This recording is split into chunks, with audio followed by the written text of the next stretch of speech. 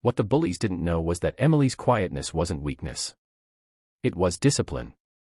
It was strength forged through years of hardship. Before working at the diner, she had trained in martial arts, not for competition, but as a way to protect herself and others after surviving a rough childhood. She rarely showed it. She never flaunted it. But that night, she was given no choice. The bullies grew bolder, standing up and making a scene in front of the whole diner. They mocked her again as she returned with a mop, blocking her path. "Come on, say something," one jeered. "What's the matter? Cat got your tongue." Another moved closer, trying to intimidate her with his size. Emily placed the mop aside and finally lifted her head. For the first time, her eyes locked on theirs, not with fear, but with a quiet, unwavering fire. "I think you should sit down," she said calmly, her voice steady. The bullies burst into laughter again. "Or what?" one challenged, shoving her shoulder. That was the moment everything changed.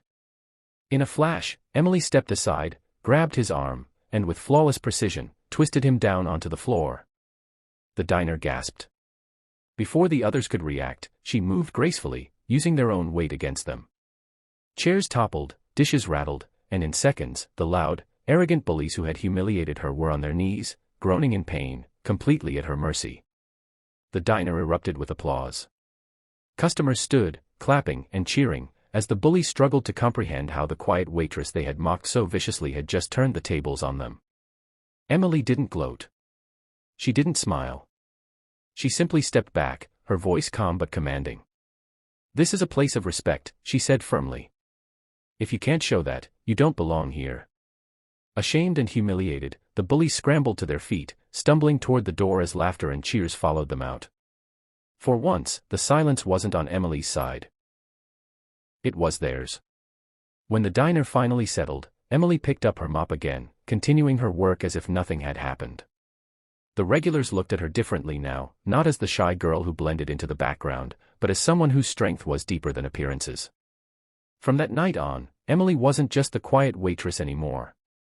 She became the symbol of resilience in that small diner, the reminder that silence does not mean weakness, and humility does not mean surrender. And as for the bullies, they never dared to step foot in that diner again. This structure is paced for a 15-minute narration, with tension, emotional build-up, and a powerful, inspiring resolution. The small diner on the corner was always alive with chatter, the clinking of dishes, and the comforting smell of coffee. It was the kind of place where regulars knew each other's names, and strangers could find a moment of peace. But on one rainy evening, peace was the last thing inside those walls. Because that night, a quiet young waitress named Emily became the target of something cruel. Emily had always been reserved. She worked long shifts, barely spoke unless someone spoke to her first, and carried herself with a humble grace. She had a shy smile, eyes that often looked down at the floor, and a soft voice that was easy to overlook. For most customers, she blended into the background, just another hard-working waitress trying to make it through the day. But to a group of rowdy bullies who walked in that evening, Emily became an easy target. They were a group of four, loud and arrogant. They laughed obnoxiously, snapping their fingers to get attention, making fun of the food, and mocking every staff member who walked by. But when Emily approached their table with her notepad, her gentle voice trembled as she asked for their order. That was all it took for them to zero in on her. "Speak up, waitress. What are you, a mouse?" one sneered, drawing laughter from the others. Another leaned back in his chair, smirking. "I think she's too scared to talk.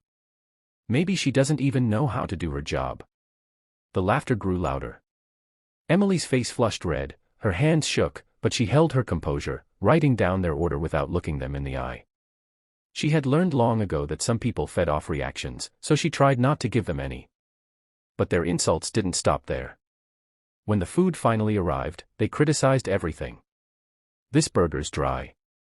What kind of useless waitress are you?" one spat, purposely knocking his drink onto the floor. "Clean it up, quiet girl."